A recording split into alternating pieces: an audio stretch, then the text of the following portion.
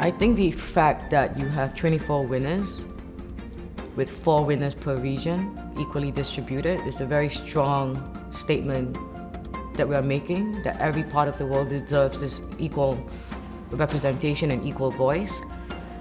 We saw a lot of personal documentary work coming out, which was really nice to give us an intimate look at people's lives.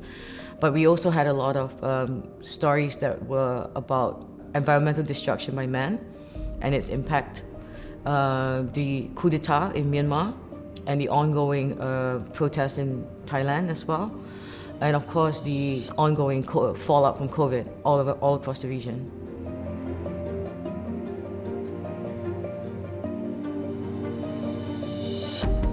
This image deals with the protest movement in Myanmar as a response to the military coup d'etat that happened in February last year. When you look at the image, the people are in a very, very strong stance, the way that they position themselves, but they're holding slingshots. They're not even armed with weapons, but even with the slingshot, they carry themselves with so much power. It's in a way a classic image of protest, but at the same time the photographer is really there. He's really close to the subject, so he's taking the same risk as the protesters.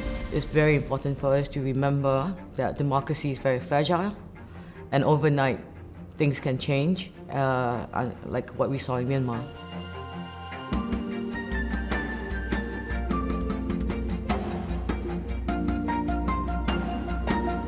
I thought it was interesting when we looked at the stories from all over the world. There were so many stories about the devastation of climate change, fires in Greece, Siberia, rising temperatures. And then here you had this amazing story from Australia about a people that has learned to burn the forest as a way of controlling bushfires. It was so well put together that you cannot even think of images in disparate ways. You look at it as a whole, and it was very well done.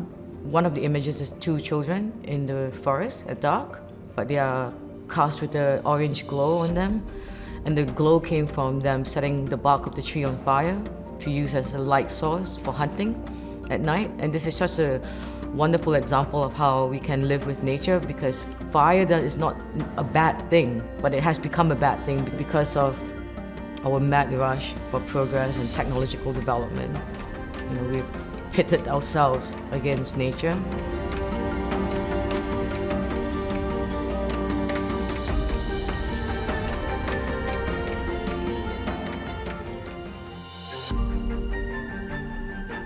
Long-term projects provide a space for a photographer to really delve deeper into the issues that they're trying to portray, they're trying to photograph, and that's a space that's given, but it needs to also be used well. One of the things that we were really looking for was a very, very strong edit of work from across the years, which is very difficult to do.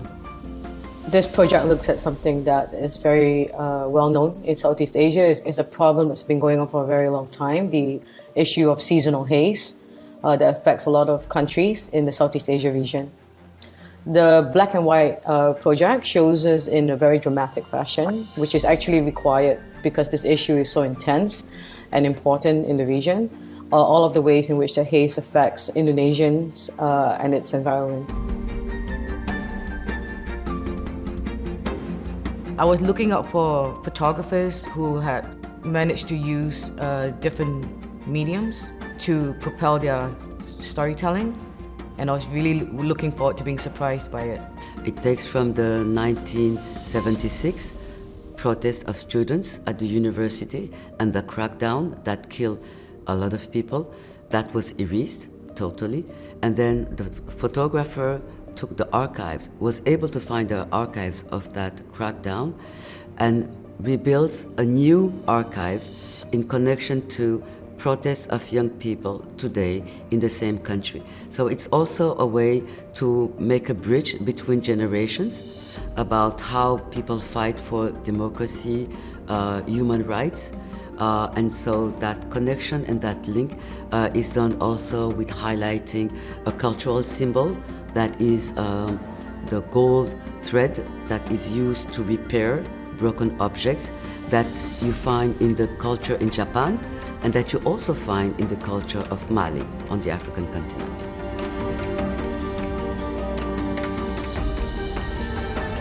I think that photographers work very hard and sacrifice a lot because it's not a very rewarding, financially rewarding industry. And I feel like anyone who sacrifices so much deserves his or her story to be heard. So many beautiful images and beautiful works. It's amazing, the quality and the importance and the relevance of the topics.